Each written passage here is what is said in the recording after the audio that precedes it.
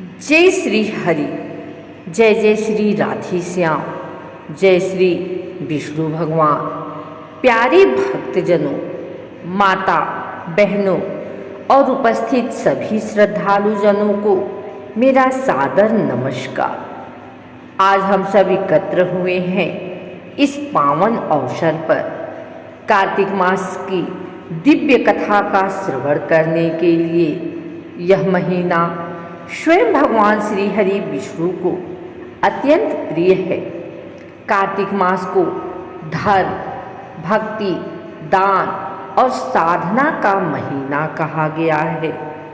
जिस प्रकार वर्ष में अनेक मास आते हैं, वैसे तो हर महीना शुभ होता है, परंतु कार्तिक मास का स्थान सबसे ऊंचा बताया गया है, क्योंकि इसी मास में भगवान विष्णु की विशेष आराधना की जाती है और तुलसी, दीपदान, स्नान, व्रत तथा कथा श्रवण का अतुलनीय फल प्राप्त होता है। इसीलिए कहा गया है, कार्तिक मास सर्व पाप प्राण नाशम। कार्तिक मास में पापों का नाश करने वाला और मोक्ष देने वाला मास है। तो आइए भक्तों, श्रद्धा और भक्ति के साथ हम इस दिव्य कथा का प्रारंभ करें।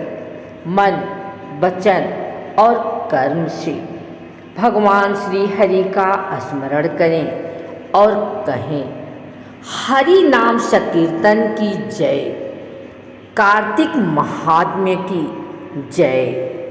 आइए सुनते हैं कार्तिक मास महात्म्य कथा, अध्याय 4। नारद जी ने कहा, ऐसा कहकर भगवान विष्णु मछली का रूप धारण करके आकाश से जल में गिरे। उस समय विंध्याचल पर्वत पर तप कर रहे महर्षि कश्यप अपनी अंजलि में जल लेकर खड़े थे। भगवान उनकी अंजलि में जा गिरे। महर्षि कश्यप ने दया करके उसे अपने कमंडल में रख लिया। मछली के थोड़ा बड़ा होने पर महर्षि कश्यप ने उसी कुएं में डाल दिया। जब वह मछली कुएं में भी न समा सकी तो उन्होंने उसे तालाब में डाल दिया। जब वह तालाब में भी न आ सकी तो उन्होंने उसे समुद्र में डाल दिया। वह मछली वहाँ भी बढ़ने लगी। फिर मत्स्य रूपी भगवान विष्णु ने इस शंखासुर का वध किया और शंखासुर को हाथ में लेकर बद्रीवन में आ गए। वहाँ उन्होंने संपूर्ण ऋषियों को बुलाकर इस प्रकार आदेश दिया, मुनीश्वरों, तुम जल के भीतर बिखरे हुए वेद मंत्रों की खोज करो और जितनी जल्दी हो सके उन्हें सागर के जल से बाहर निकाल लाओ। तब तक मैं देवताओं के साथ प्रयाग में ठहरता हूँ। तब उन तपोबल संपन्न महर्षियों ने यज्ञ और बीजों सहित संपूर्ण वेद मंत्रों का उद्धार किया। उनमें से जितने मंत्र जिस ऋषि ने उपलब्ध किए, वही उन बीज मंत्रों का उस दिन से ऋषि माना जाने लगा। तदंतर सब ऋषि एकत्र होकर प्रयाग में गए। वहाँ उन्होंने ब्रह्मा जी सहित भगवान विष्णु को उपलब्ध हुए सभी वेद मंत्र समर्पित कर दिए। सब वेदों को पाकर ब्रह्मा जी बहुत प्रसन्न हुए। उन्होंने देवताओं और ऋषियों के साथ प्रयाग में अश्वमेघ यज्ञ किया।